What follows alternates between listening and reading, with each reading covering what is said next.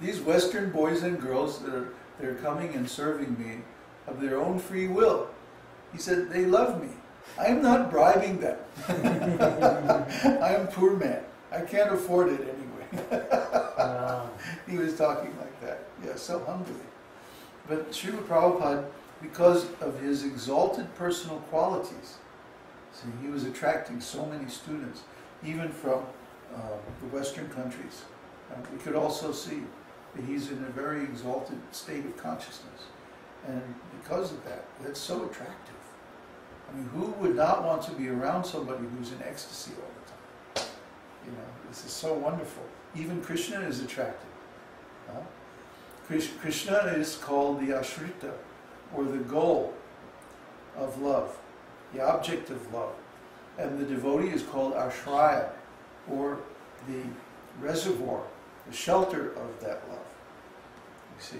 And because the devotee holds that love, that ecstatic love for Krishna, then Krishna himself is attracted. And Krishna will come and see that devotee. Oh, what are you doing? Like, who is that great poet who was blind? Surdas? Surdas, yeah, Surdas in Vrindavan. He was blind, but he was singing these beautiful songs to Krishna.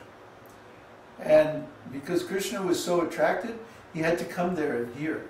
And he would sit and just sit before Surdas and simply listen for hours. And Surdas was wondering, who is this boy who always comes and listens? This young cowherd boy. I wonder if it's Krishna. I'll catch him. And he tried to catch him and he couldn't catch him.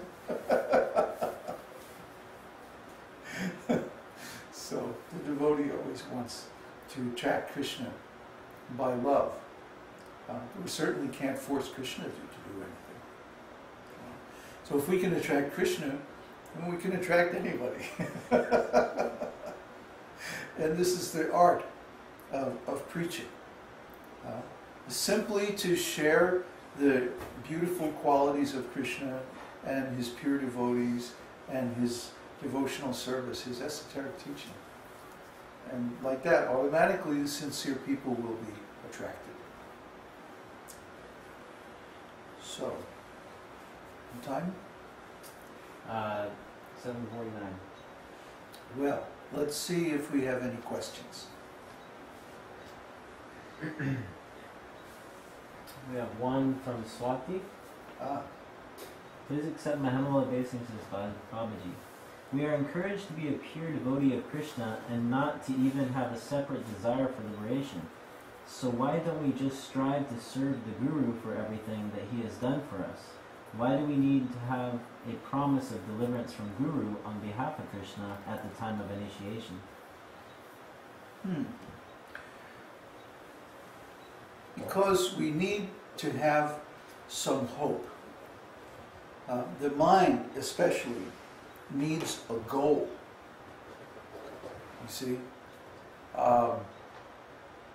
If we were to say, okay, that's it, you're enlightened, then what would be the point of further activities? You see? Just like we see this in some spiritual organizations or among some devotees, that when they get the initiation, then they slacken their devotional service. We've seen this once or twice, even in our group. That, oh, I got the initiation, now I can relax. But actually, initiation is just the beginning.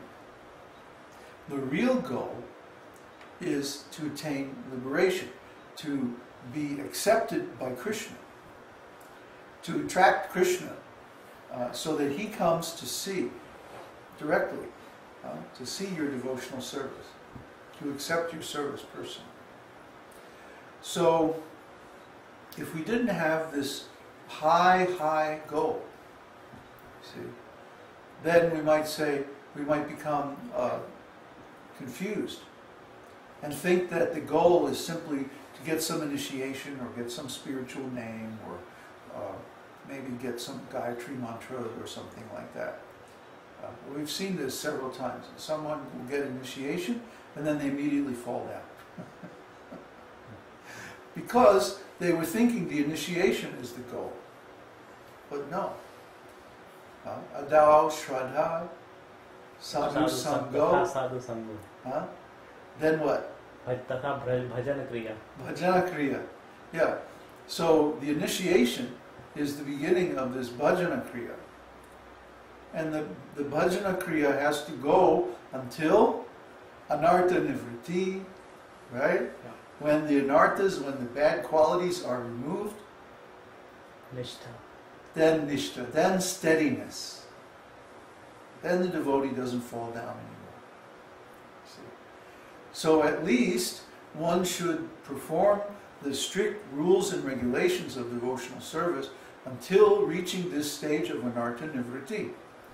Then the Raganuga Bhakti begins, and he can more or less go in any way that he likes, by spontaneous attraction. Because at that point the heart is pure.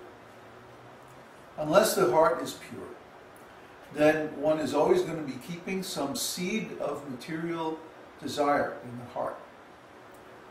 And this seed can sprout at any time, and then the devotee will fall down.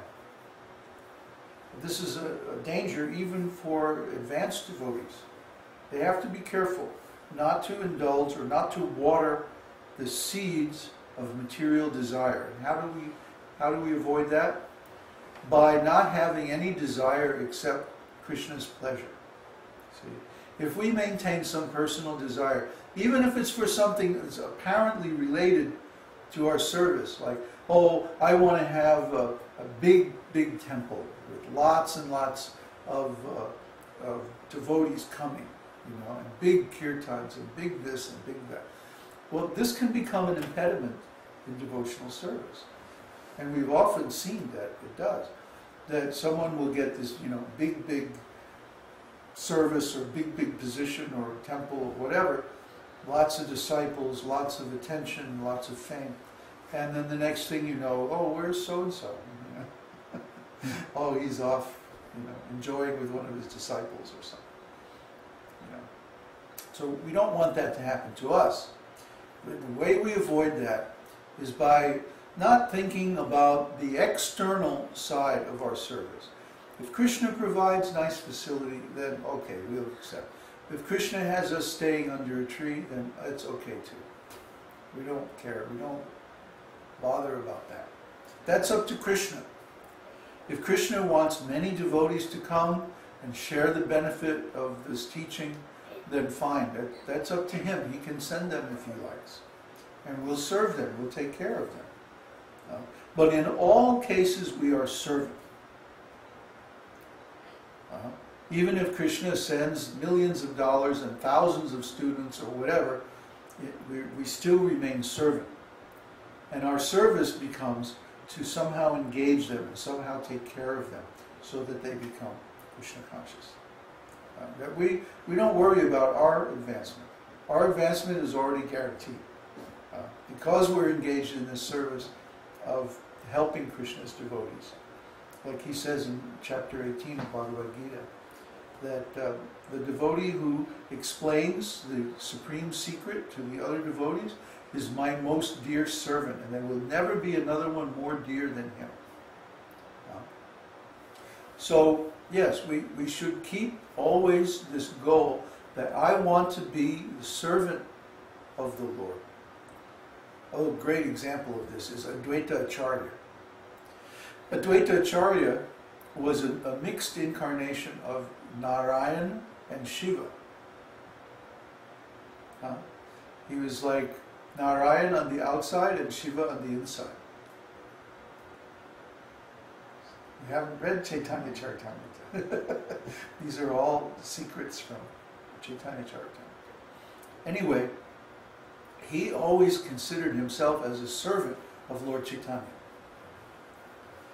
But because Lord Chaitanya had sent him in advance, externally he was older, and he was directly a disciple of Ishwarapuri. and a god brother of Madhavendra Puri, Lord Chaitanya's spiritual master. So, Lord Chaitanya always used to offer obeisances to Advaita Acharya and as a superior. And Advaita Acharya was he wasn't very comfortable with this. he was like, how can I get Lord Chaitanya to accept me as his servant?